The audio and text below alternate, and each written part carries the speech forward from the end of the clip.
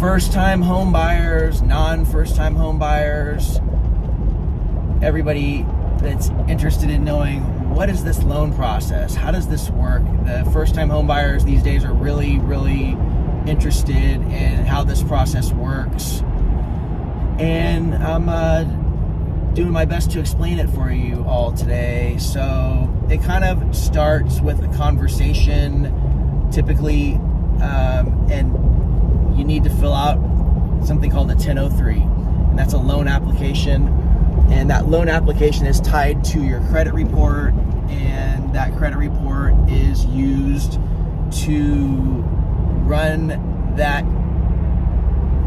application in a system with Fannie Mae or Freddie Mac. That's an automated system, an automated risk system. It's called an automated underwriter. So what happens is that's the system that the underwriter uses to give us a certificate, and we pull that, and then the lender, when we submit your loan, they pull the same one that we pull, so that they know that they're able to complete that loan. So when you get your application done, what typically happens with us is we go through it for any errors, and we figure out what your true income is and get it all structured with you, and then we run it in the system, make sure that it looks like it's a go, and you're looking for what you can afford, and you're going to want to see what these different price ranges that you qualify for from the numbers that we give you from current interest rates today, options with buy downs, temporary and long-term buy downs, which can drastically affect your payment, lower your payment. And so you're going to try to figure that stuff out, and we're going to give you and your real estate agent a pre-approval letter that you can use kind of to go start looking around. Now that's kind of like your pre-approval letter, your pre-pre. So once you find some properties and you and your agent start writing offers, what really needs to happen is the lender needs to detail out your pre-approval letter so that you can, with the exact price. So say you were pre-approved for $590, but you want to write an offer for $582. That agent's probably going to want to see it for $582, and we're going to rerun the automated underwriting, and we're also going to give you pricing for that day.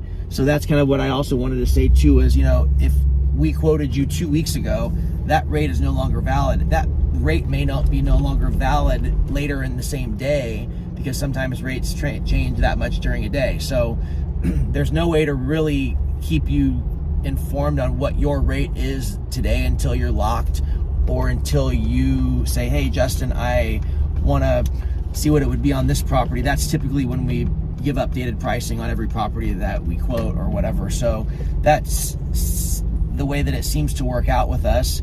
And so once you are writing offers, hopefully you get an offer accepted in a reasonable amount of time and don't get too frustrated and all that, and you go into contract on a property. And then right before you go into contract, typically I'm going to say, hey guys, it seems like you're pretty serious about this property, so please get an insurance quote, so that I've got an insurance quote with the name and the address of the property and the annual policy amount for that insurance policy.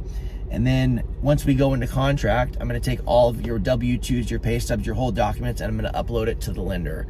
And the lender is going to underwrite your file, because they're the ones that handle the underwriting, and they're going to say, okay, Justin, your loan at 123 West Main is approved, and you've got these 11 conditional, it's a conditional approval, and there's always conditions, and it'll say pay stubs, we're missing pay stubs from this date, we're missing page 2 of the Bank of America bank statements, we need a title report, we need an appraisal, we need, there's usually some disclosures in there, and it's always going to be conditions. So we've got to meet those conditions by the time we close or before. And we're going to wait for the appraisal. We're going to order the appraisal at that time. We're going to have to prove where your Earnest Money deposit came from. Typically, it's a wire or a check out of your checking account directly to Escrow. We're just going to document that. That's one main thing that we always have to do. So it's little conditions there. And if there was a big problem, like we didn't have enough income, we're going to raise our hand and say, hey, this is not what we expected, or hey, we've got more income. You do qualify for a little bit more. Once the underwriter looks at your file and solidifies your income, those are just kind of key turning points that happen, and you're like, oh, we've got our income solidified. Oh, we've got our appraisal and our title done. We're going to knock all these things out and get you closed, so that we can make the seller happy and meet the inspections guidelines and contingency dates. Inspections are something that may want to do a home inspection.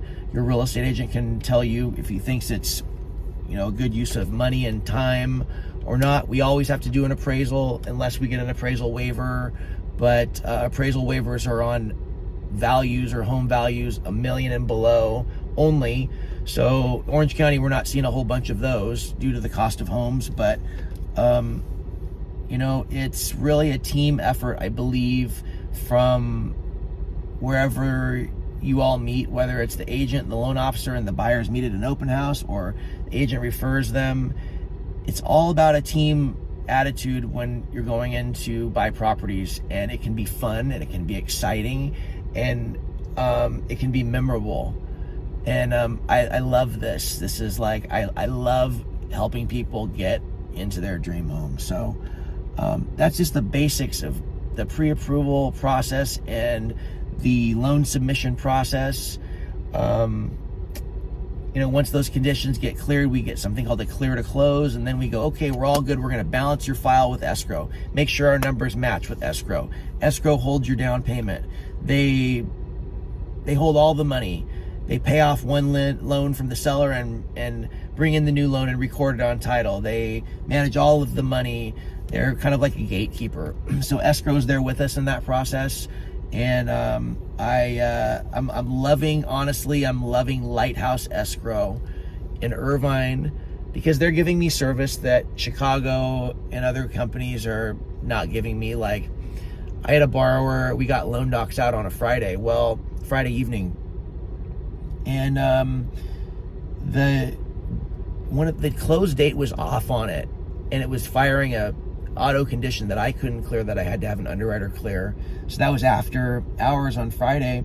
We had the underwriters that are at UWM in the morning on Saturdays, 11 a.m. to 2 for 4 hours. Had her clear it real quick, got it to the escrow officer who was working from home. She met my borrower at John Wayne Airport at 11 p.m. to sign the loan docs on a Saturday night for a refinance. I don't know where you get that kind of service, someone that's going to take their laptop home and answer their phone. It's huge. So that alone, Rick Nelson, I got to give it to you. I love that. And Angela, you're the best.